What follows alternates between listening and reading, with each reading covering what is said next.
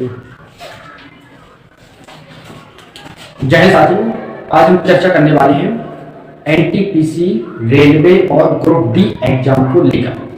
आज हम उन तीन बातों को बताने वाले हैं जो रेलवे के एग्जाम से संबंधित, जो भी एनटीपीसी का एग्जाम है और रेलवे ग्रुप डी का एग्जाम है, उनसे रिलेटेड मोस्ट इंपोर्टेंट तीन बातें हम चर्चा करने वाले हैं। रेलवे एनटीपीसी एग्जाम और ग्रुप डी से रिलेटेड हैं। अगर आपने वो तीन बातें जान ली तो मैं इस चीज की गारंटी देता हूं कि आप एग्जाम को क्लियर कर लोगे। तो वो तीन बातें क्या है, वो तीन बातें हैं क्या आखिर? सबसे पहली चीज बात ये है कि जिन्होंने बिल्कुल भी एनटीपीसी की तैयारी नहीं की है, मतलब कि 10% भी उनकी एनटीपीसी की तैयारी नहीं है और वो एनटीपीसी के एग्जाम को लेकर उन्होंने आप सोच लिया है, तो क्या वो आप सिलेक्शन ले सकते हैं? वो कौन सी रणनीति है जिसकी वजह से वो आप सिलेक्ट हो सकते हैं? वो बच्चे जो बहुत दिनों से पढ़ रहे हैं लेकिन अभी भी कुछ क्लियर नहीं है और कुछ तैयारी अधूरी है, तो वो दूसरा पॉइंट है। और तीसरा चीज ये है कि जिन बच्चों की बहुत अच्छी तैयारी है, बहुत अच्छी तैयारी है, उनके लिए भी थोड़ा सा सजेशन इस वीडियो के माध्यम से। तो सबसे पहली चीज ये है कि जिन बच्चों ने बिल्कुल भी तैयारी नहीं की है, जिन बच्चों ने बिल्कुल भी तैयारी नहीं की है, वो अब क्या कर सकते हैं एनटीपीसी का एग्जाम को पास। तो मैं सबसे पहले आपको बता दूं, जो एनटीपीसी का एग्जाम है और ग्रुप डी का एग्जाम है, जो ग्रुप डी का एग्जाम है, इन दोनों में है क्या? देखो, एनटीपीसी के आज से ही, मतलब कि कल से ही इसके एडमिट कार्ड में आप सिटी और शहर जान सकते हो। अगर आपने नहीं देखा तो आप उसके साइट पर जाकर और आप एनटीपीसी का जो भी एग्जाम का डेट है आप उसको देख सकते हो। सिटी शहर दोनों जारी हो गए हैं। तो सबसे पहला हमारा क्वेश्चन था ये कि जिन्होंने बिल्कुल तैयारी नहीं है वो क्या कर सकते हैं आप, या कुछ उम्मीदें हैं उनके लिए। तो मैं आपको बता दूं कि आपको कुछ नहीं करना है, आपको सिर्फ क्या करना है, आपको सिर्फ प्रैक्टिस बेस जो भी एनटीपीसी से बेसिक जो भी प्रैक्टिस सेट होंगे, आप सिर्फ उनको अटेम्प्ट कीजिए, क्योंकि एनटीपीसी जो होगा आपका वो 30% से आपको प्री एग्जाम में क्वालिफाई कर दिया जाएगा। अब रह जाता कौन सा? Mains exam. तो मेंस एग्जाम की तैयारी आप डिटेल कर सकते हो, आपके साथ अच्छा टाइम है।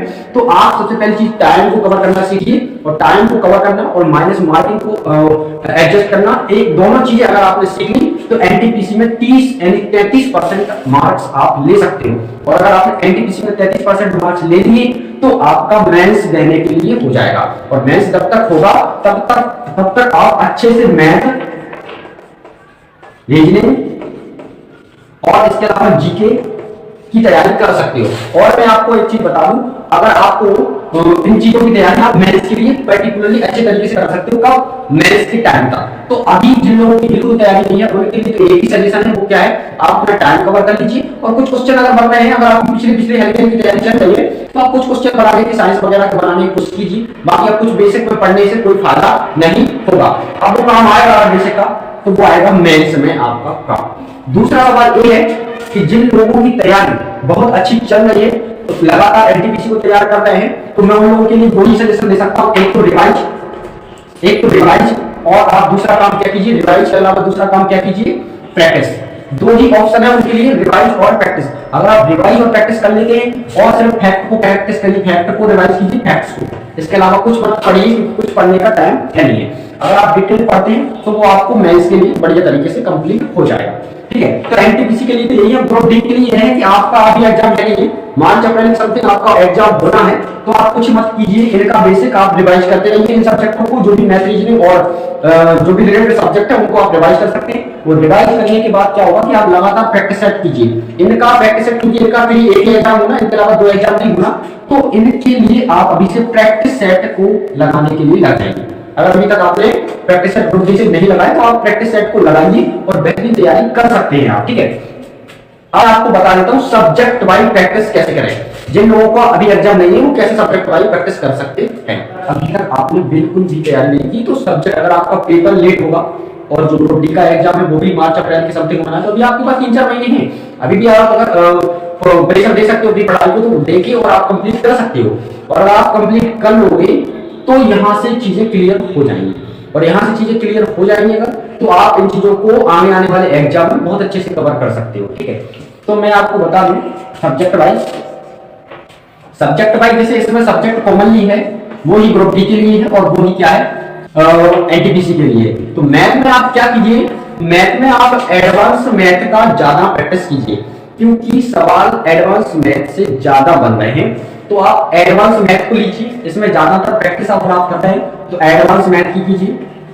और इसके अलावा साइंस, साइंस को आप बहुत अच्छे से कंप्लीट कीजिए, क्योंकि यहां से भी बहुत क्वेश्चन निकल के आ रहे हैं एग्जाम में। इसके अलावा है तीसरा जो सेगमेंट है वो है करंट अफेयर का।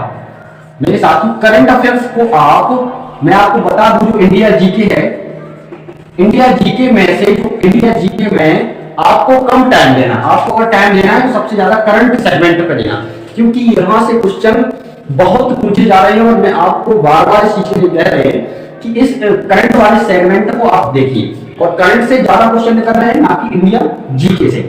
और साइंस पर बहुत अच्छा आप जो भी हाईलाइट चैप्टर है उनको आप लीजिए, और उनका एक रिवाइज और उनका एक एमसीक्यू सेट पेपर्स आते साइंस के पर्टिकुलरली आप उनको लगाइए। इसके अलावा करंट अफेयर्स की जो भी चैनल के माध्यम से आप करंट अफेयर्स भी देख सकते हैं। इसके अलावा रहा इंडिया जीके, तो इंडिया जीके को आप करंट सेगमेंट से कम टाइम दीजिए, ज्यादा टाइम करंट सेगमेंट पे दीजिए। इसके बाद मैथ में आप जो एडवांस मैथ को ज्यादा देखिए। इसके अलावा मैथ रीजनिंग का एक सेगमेंट का दोनों का प्रैक्टिस सेट आता है किताबों में, आप उसको भी मंगा सकते हो और उसको भी आप प्रैक्टिस सेट कीजिए। तो ये हमारा सब्जेक्ट वाइज है, और ज्यादा डीपली आप पढ़िए मत, करंट सेक्शन पे है उस पर ध्यान रखिएगा। और अगर आप ऐसा करते हो तो आपका एनटीपीसी और ग्रुप डी आने वाले समय में बहुत अच्छा कंप्लीट, अगर आप इन चीजों पर फोकस करते हैं तो आपका ये एनटीपीसी और ग्रुप डी दोनों बहुत अच्छे से आप आने वाले समय में कंप्लीट कर पाएंगे। और अगर आप ऐसा करते हैं तो आपका इजीली टेस्ट निकल सकता है। तो साथियों, ये जानकारी अगर आपको अच्छी लगी हो तो वीडियो को लाइक शेयर सब्सक्राइब जरूर करें। और हमारे चैनल के माध्यम से साइंस के बहुत सारे वीडियो अपलोड किए गए हैं, आप उनको भी जाके देखिए। और अगर आप मध्य प्रदेश संबंधित किसी भी एग्जाम की तैयारी कर रहे हैं तो उसमें मध्य प्रदेश सामान्य वगैरह सब कुछ चला रहे हैं, आप देखिए जाइए, फिर चैनल को सब्सक्राइब कीजिए।